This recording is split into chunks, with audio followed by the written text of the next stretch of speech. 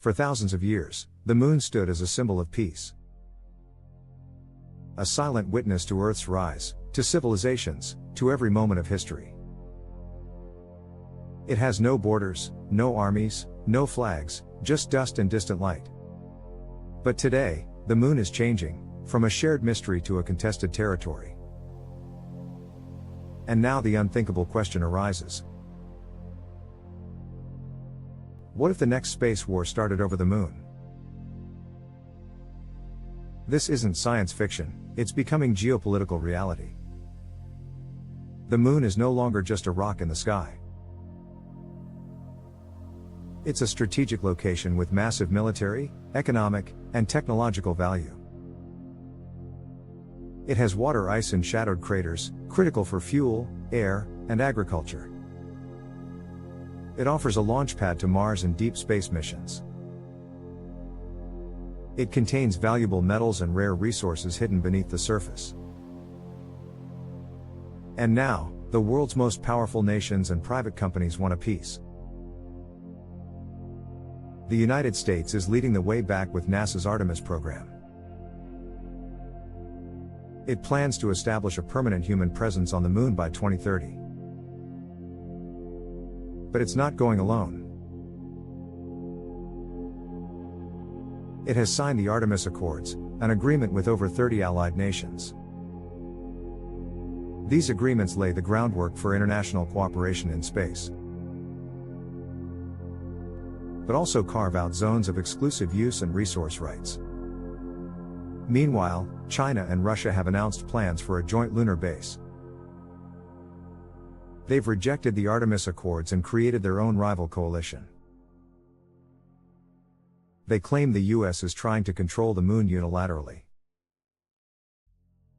And now, two opposing alliances are racing toward the same destination, with very different rules. So how could war begin? It might not look like missiles or tanks, but the stakes are just as high. Imagine a US mining operation lands near the moon's south pole. A Chinese robotic lander arrives days later, claiming overlapping territory. Both sides argue. Both claim legal precedent. Both refuse to back down. Tensions escalate. Satellites are jammed. Communication blackouts begin. One rover is damaged, accident or sabotage? Earth-based military commands activate defensive space protocols. Lunar drones are deployed. Lasers blind sensors. Equipment is disabled. And in the vacuum of space, a new kind of war silently begins. Space warfare is unlike anything on Earth. There's no sound. No smoke. No borders. And even one small act, a disabled satellite or intercepted transmission, can trigger a cascade of retaliation. Warfare in orbit could destroy weather satellites, GPS systems, and global communications. Missiles launched from Earth could target moon bases, landers, or even civilian infrastructure. The line between defense and offense would vanish quickly. And all of this could unfold in hours, not days. The biggest vulnerability? Satellites. There are more than 8,000 active satellites orbiting Earth today. They guide planes, run the internet, manage banking, and support global security. A single anti-satellite weapon can send debris flying at 17,000 miles per hour. This could trigger Kessler syndrome, a chain reaction of collisions that disables entire orbital layers. If that happens, access to space becomes impossible for generations. Earth is cut off. The moon becomes isolated. And chaos follows below. Governments know this risk, and they're preparing for it. The US created the Space Force as a dedicated military branch in 2019. China has expanded its strategic support force, with satellite jamming and space attack capabilities. Russia has tested anti-satellite missiles that create dangerous orbital debris.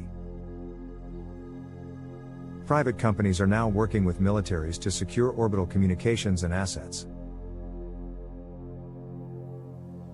And all of it is happening without a global treaty to prevent space conflict. Right now, there are no enforceable international laws protecting the moon from militarization.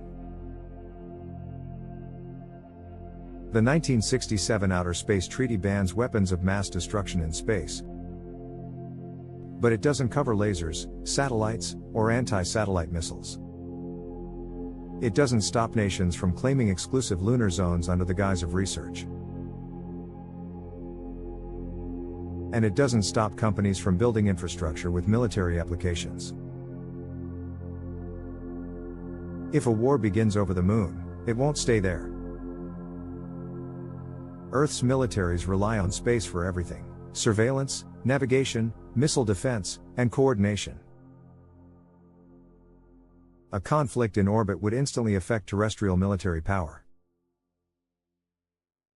It could trigger cyber attacks, energy blackouts, or even global financial disruption. Countries would blame each other. Alliances would fracture. What starts as a territorial dispute on the moon could escalate into a global war on Earth. But there's still time. Diplomats, scientists, and activists are calling for new space agreements.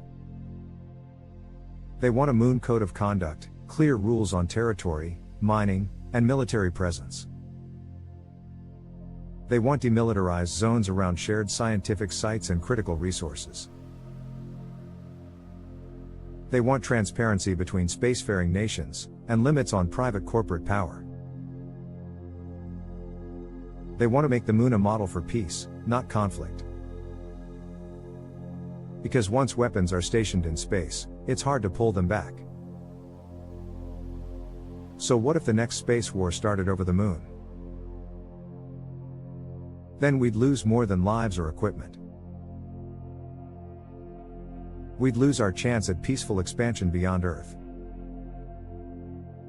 We'd turn the first outpost of humanity into a battleground. And we'd risk a future where every new world becomes another war zone. The moon is watching. It's waiting. And the decision to keep it free, or fight for it, belongs to us.